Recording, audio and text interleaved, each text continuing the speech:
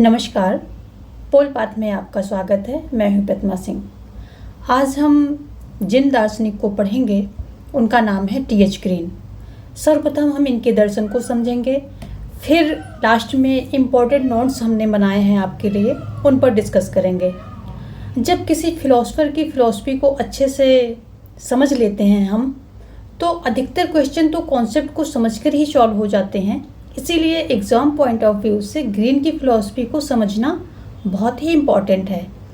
तो इसमें हम पहले इनकी फ़िलॉसफी देखेंगे और उसके बाद फिर हम इम्पॉर्टेंट नोट्स भी हैं लास्ट में, वो भी आप लोग नोट करिएगा। तो देखते हैं कि ग्रीन का दर्शन कैसा है। ग्रीन के विचार समझने की कोशिश करते हैं।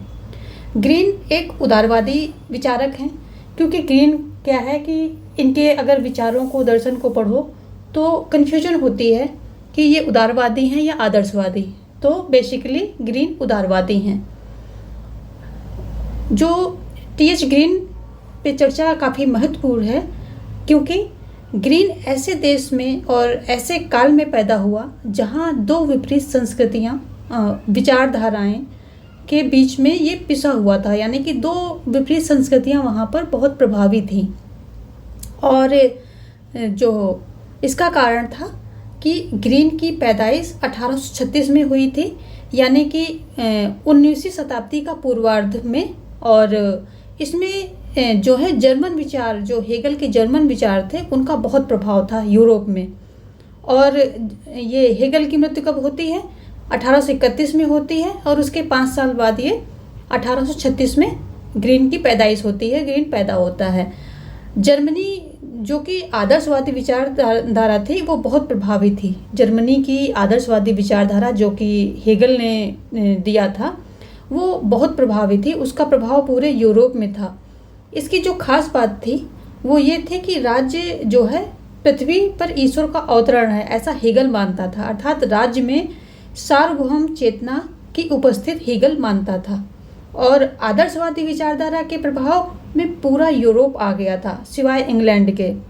हेगल की जो परंपरा थी, उसने ग्रीन को, उस परंपरा में जो हेगल के विचार थे, उसमें ग्रीन को भी बड़ी अभिरुचि थी। और कि ग्रीन भी ये मानता था कि राज्य वो संस्था है जिसमें सार्वभौम चेतना की उपस्थिति होती है। ऐसा ग्रीन भी उसको एक्सेप्ट करता था। और हमें भी इसे सार्वभौम चेतना के अनुसार, यदि हम मतलब ग्रीन का ऐसा मानना था कि अगर हमें सच्ची स्वतंत्रता चाहिए तो जो ये सार्वभौम चेतना है, जैसा कि हेगल मानता था, उसी के अनुसार कार्य करना चाहिए। ऐसा ग्रीन भी इस चीज़ को एक्सेप्ट करता था। यानी कि हेगल के विचारों से ये कहीं ना कहीं प्रभावित था। और एक बात और थी, वो ये कि इंग्लैंड में उसका समकालीन जॉन स्टुअर्ट मिल था। जो जॉन स्टुअर्ट मिल थे, वो इंग्लैंड में उसके समकालीन थे। एक तरफ पूरे यूरोप में हेगल का प्रभाव था, दूसरी तरफ इंग्लैंड में जॉन स्टुअर्ट मिल बुरी तरह छाए हुए थे। और जब ग्रीन 23 साल का था, तब मिल की पुस्तक ऑन लिबर्टी आती है। उसके जो मिल के व्यक्तिगत स्वतंत्रता के विचार पूरे इंग्लैंड में प्रभावी थे। इस समय एक तरफ हेगल के विचार थे जो कि राज्य को सर्वोपरि मानते थे, दूसरी तरफ उसके अपने देश में मिल के विचार थे जो व्यक्ति की स्वतंत्रता को महत्व देते थे, सर्वोपरि मानते थे। अब ऐसे देख रहे हैं आप यहाँ पर, इन दोनों के बीच जो है कैसा ये ग्रीन खड़ा हुआ है। दो विचार हैं, किसकी तरफ जाए किसकी तरफ न जाए, दो राहें पर खड़ा है ये। यहाँ विचारधाराओं में विरोधाभास है, दोनों एक दूसरे के अपोजिट हैं। एक राज्य को सर्वोपरि मानता है, दूसरा व्यक्ति की स्वतंत्रता को सर्वोपरि मानता है। और इन दोनों विचारधाराओं के बीच टी.एच. ग्रीन पिस रहा है। वो सोच रहा है मैं किसको अपनाऊं।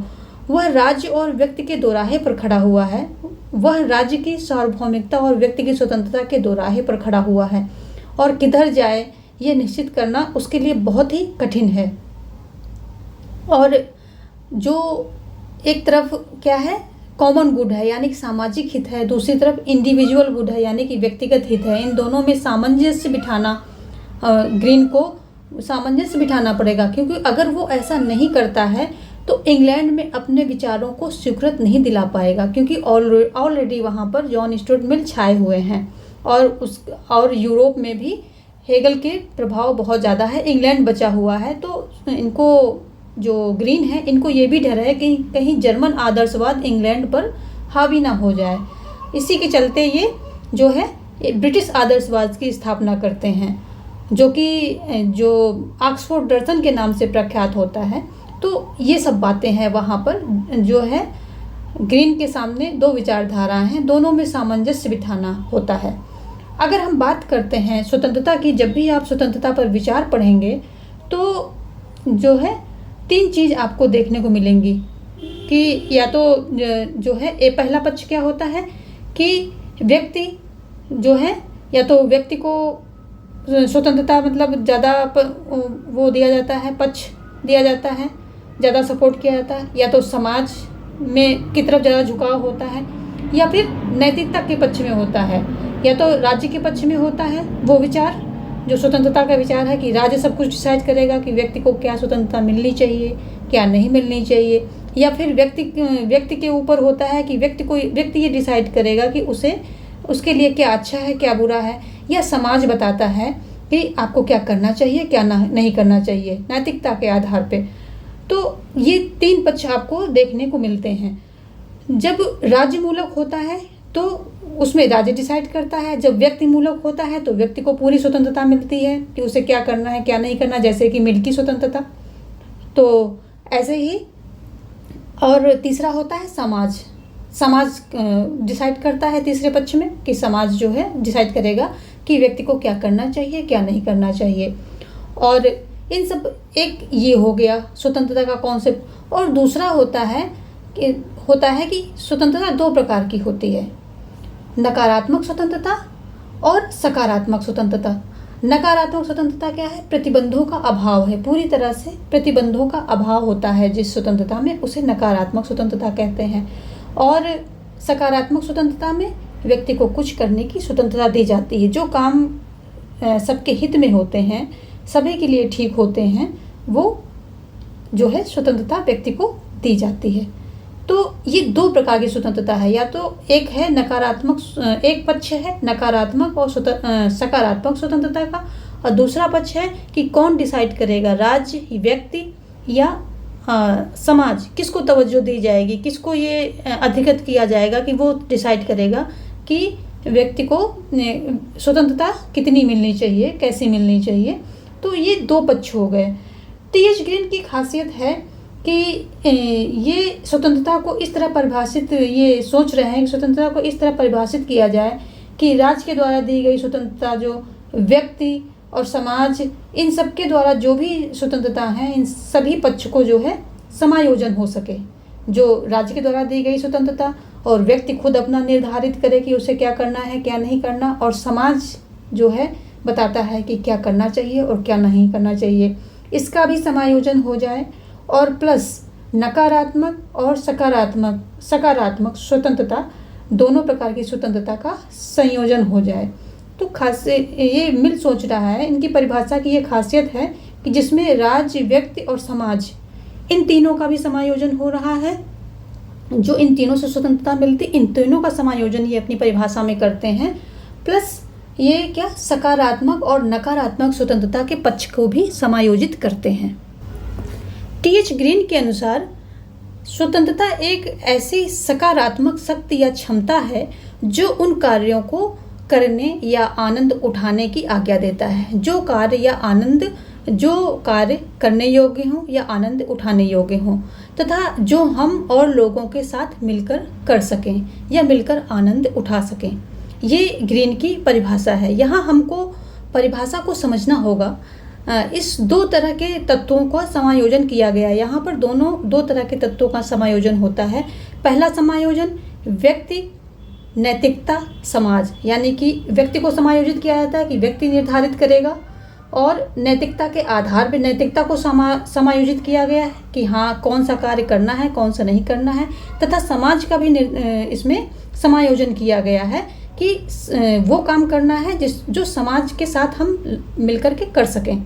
और दूसरा इसमें सकारात्मक एवं नकारात्मक दोनों प्रकार की स्वतंत्रता को समाहित किया गया है इस परिभाषा के अंतर्गत। आइए देखते हैं कि कैसे। पहली चीज ग्रीन ये कह रहा है कि स्वतंत्रता वो सकारात्मक शक्ति या क्षमता है। किसकी सकारात्मक शक्ति या क्षमता की बात कर रहा है? व्यक्ति की सकारात्मक क्षमता, शक्ति और क्षमता, यानी कि वो व्यक्ति पर ही छोड़ रहा है कि ठीक है तुम डिसाइड करो कि करना क्या है, लेकिन नैतिकता पर आधारित होना चाहिए। तो ये किसकी सकारात्मक शक्ति एवं क्षमता की बात कर रहा है? व्यक्ति की। पहली चीज वो इंडिविजुअल पर फोकस करता है और ये व्यक्ति मूलक तत्व हो गया, यानी कि व्यक्ति मूलक तत्व जो है ग्रीन की स्वतंत्रता में समाहित कर दिया। दूसरा तत्व है नैतिकता का समावेश करना है। तो ग्रीन ये नहीं कहता है कि व्यक्ति कुछ भी करने लग जाए, ऐसा ग्रीन बिल्कुल नहीं कहता, बल्कि वो कहता है, क्या कहता है कि व्यक्ति वही कार्य करेगा जो करने योग्य हो, जो आनंद उठाने योग्य है। अर्थात ग्रीन यहाँ नैतिकता का पुट लाता है, नैतिकता का इसमें समावेश कर देता है।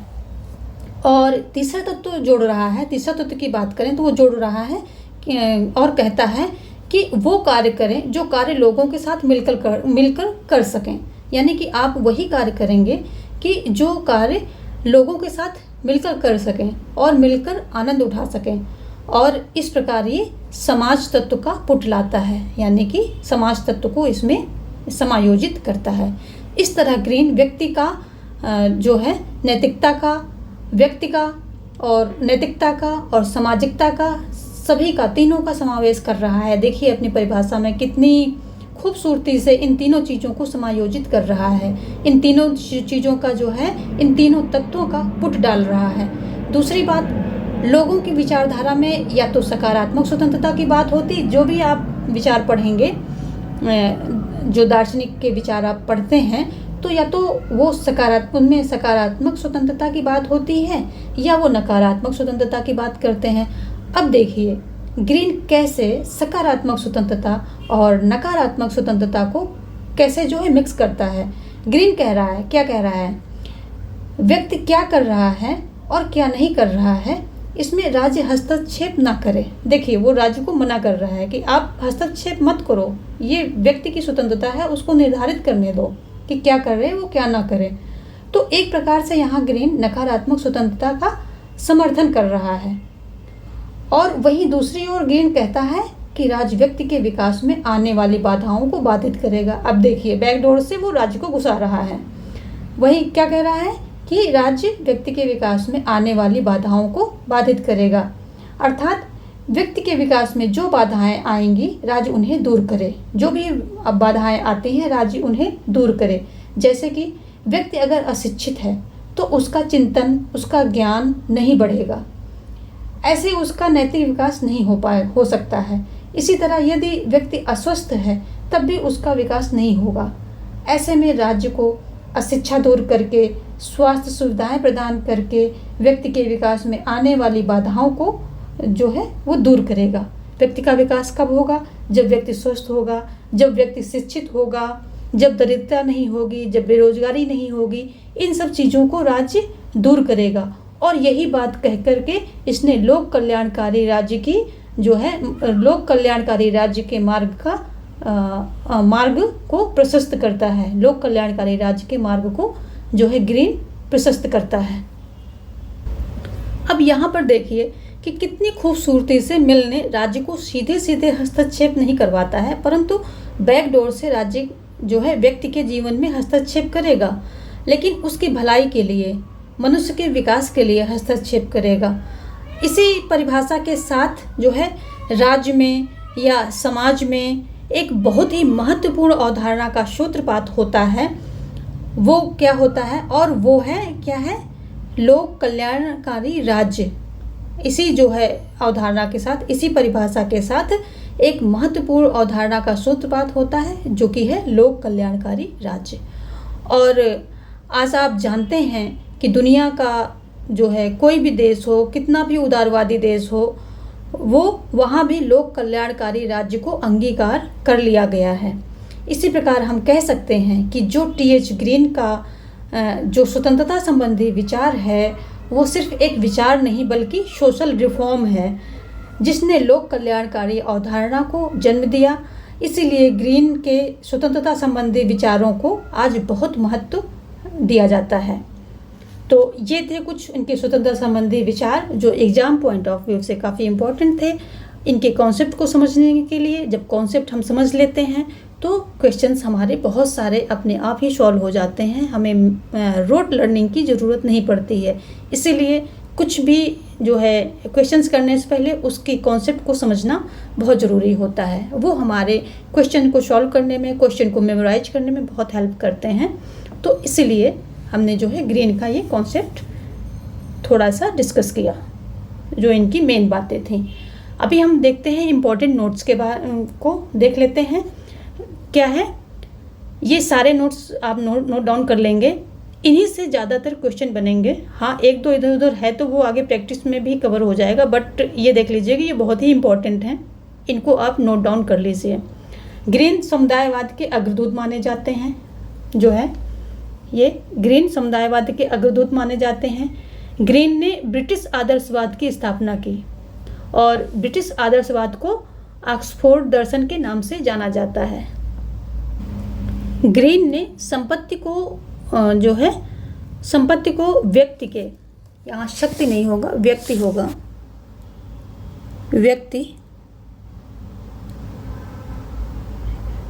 व्यक्ति के विकास के लिए आवश्यक माना है, परंतु ऐसी संपत्ति जो सामाजिक हित में घातक हो उसका विरोध किया है इन्होंने। और जो है ग्रीन ने क्या किया है, प्राकृतिक अधिकारों के सिद्धांत एवं बेंथम के उपयोगितावाद का खंडन किया है। और ग्रीन ने राज्य को सकारात्मक भलाई माना है। ग्रीन ने लोक कल्याणकारी राज्य का मार्ग प्रशस्त किया है। ये जनक नहीं है, लोक कल्याणकारी राज्य के जनक लास्की हैं, लेकिन इन्होंने जो है लोक कल्याणकारी राज्य का मार्ग प्रशस्त किया है। आप इनको पूर्व सूचक मान सकते हैं। और अगला देखते हैं, ग्रीन जो है ब्रिटिश आदर्शवाद का जनक है।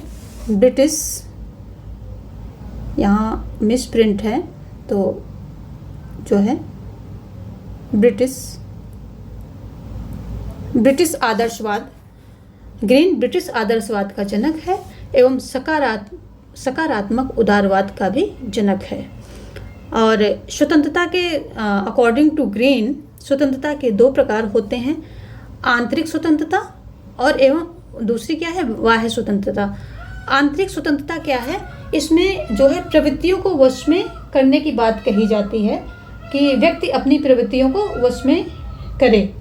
तो ये किससे संबंधित है, नीति शास्त्र से संबंधित है, यानी कि इसमें नैतिकता की बात की जाती है तो ये नीति शास्त्र से संबंधित है और इसमें प्रवृत्तियों को वश में करने की बात जो है ग्रीन करता है। जबकि बाह्य स्वतंत्रता राजनीति शास्त्र से संबंधित है और इसमें जो है राज्य को ये बताता है, संदेश देता है कि विकास की परिस्थितियों का निर्माण कर सके, ऐसी परिस्थितियों का विकास जो है निर्माण करे राज्य, जो कि व्यक्ति के व्यक्तित्व के विकास में सहायक हो। ऐसा जो है ग्रीन बोलता है बाह्य स्वतंत्रता के अंतर्गत। तो ये राजनीति शास्त्र का से संबंधित है। अगला देखते हैं, ग्रीन ने नैतिक स्वतंत्रता पर सर्वाधिक बल दिया है। नैतिक स्वतंत्रता पर सर्वाधिक बल दिया है ग्रीन ने मनुष्य को सामाजिक प्राणी माना है।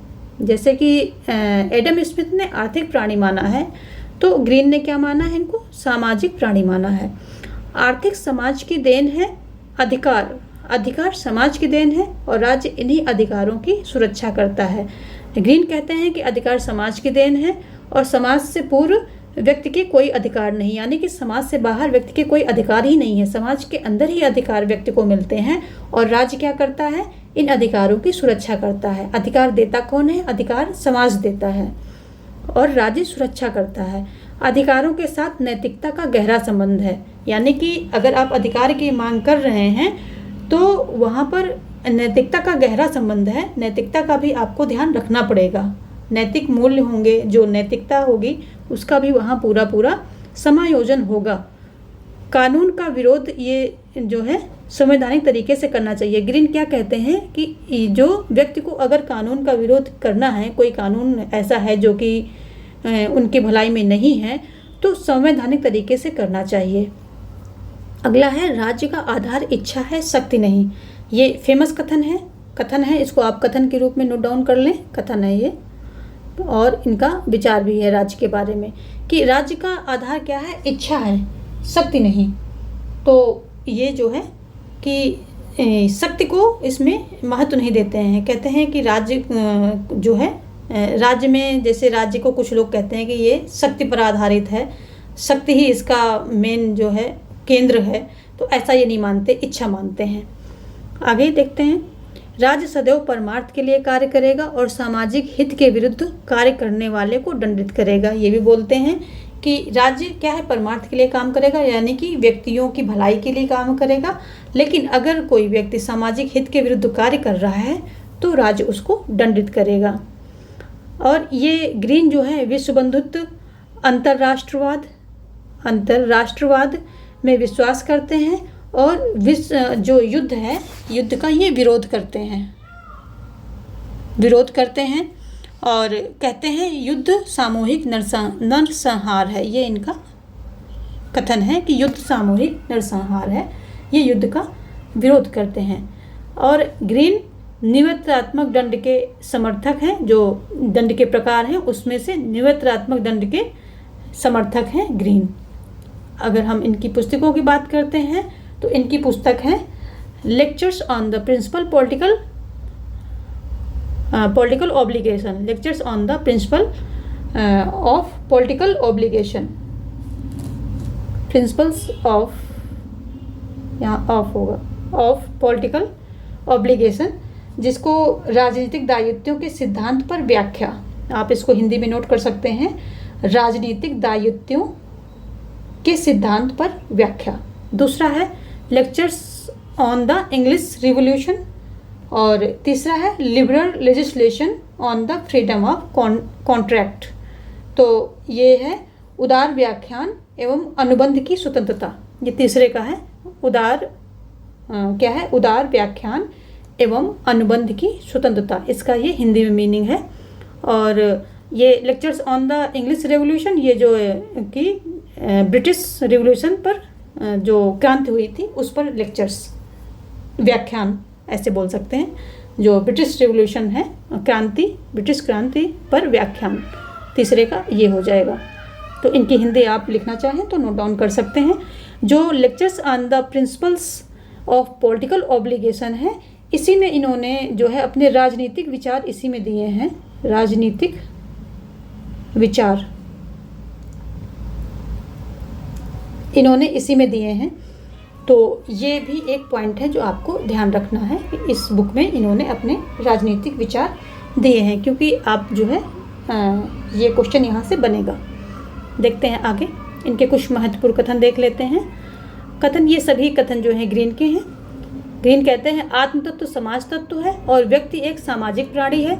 इसमें दो चीज़ें आपको मिल रही हैं कि व्यक्ति एक सामाजिक प्राणी है, ऐसा इन्होंने माना है, और आत्म तत्व समाज तत्व, यानी कि ये समुदाय पर, सामुदायिक हित पर विशेष बल देते हैं, यानी कि समुदायवाद को ये महत्व देते हैं। तो यहाँ देखिए, इस परिभाषाओं से ही आपको सारी चीज़ें मिलती हैं। अगर आप परिभाषा को समझ के पढ़ते हैं, सिर्फ रोट लर्निंग नहीं करेंगे, तो समझने से दो फायदे होंगे। एक तो आप रिलेट कर देंगे कि ये परिभाषा किसने दी है, क्योंकि उसका दर्शन कैसा था, उसके दर्शन का जो है विचार, उसके दर्शन में क्या विचार थे, किस चीज़ पे उन्होंने महत्व दिया, किस चीज़ को उन्होंने नकारा है, किसको आत्मसात किया है। तो ये चीज़ होगा कि परिभाषाएं आप रिलेट कर पाएंगे। दूसरा ये होगा कि वहाँ से आप फैक्ट निकाल करके आंसर दे पाएंगे। देखिए यहाँ पे दो फैक्ट अपने आप निकल रहे हैं, समाज तत्व एवं सामाजिक प्राणी। तो यहाँ समुदायवाद हो जाएगा और ये सामाजिक प्राणी हो जाएगा। दो क्वेश्चन इसी से बनते हैं। आगे है, जिस प्रकार सौंदर्यता कुरूपता का अभाव नहीं है, उसी प्रकार स्वतंत्रता प्रतिबंधों का अभाव नहीं है। यहाँ ये बता रहे हैं कि स्वतंत्रता प्रतिबंधों का अभाव नहीं है, यानी कि प्रतिबंध होंगे वहाँ पर, ये ऐसा ये कहने की कोशिश कर रहे हैं। अगला है, मानव चेतना स्वतंत्रता चाहती है और स्वतंत्रता में अधिकार निहित हैं और अधिकार राज्य की मांग है। ये बता रहे हैं कि मानव चेतना स्वतंत्रता चाहती है और स्वतंत्रता में अधिकार निहित है और अधिकार राज्य की मांग है।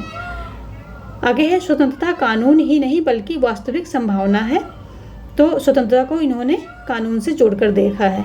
आगे है, स्वतंत्रता ऐसे कार्यों को करने या भोगने का नाम है जो करने या भोगने योग्य हो। तो ये भी है। और एक परिभाषा इसमें और है कि जो है राज जो है व्यक्ति के विकास में आने वाली बाधाओं को बाधित करेगा, जो हमने अपने एक्सप्लेनेशन में उनके जब दर्शन पढ़ रहे थे उसमें दिया हुआ है। वहाँ से भी आप जो परिभाषाएं हैं वो नोट डाउन कर लेंगे। तो आज हमने जो है ग्रीन के विचारों को समझा, इनके विचारों को, इनके दर्शन को समझने की कोशिश की। उम्मीद है आपको ये कॉन्सेप्ट समझ में आया होगा, ग्रीन के विचार समझ में आए होंगे। इसी के साथ धन्यवाद, मिलते हैं कुछ और टॉपिक के साथ।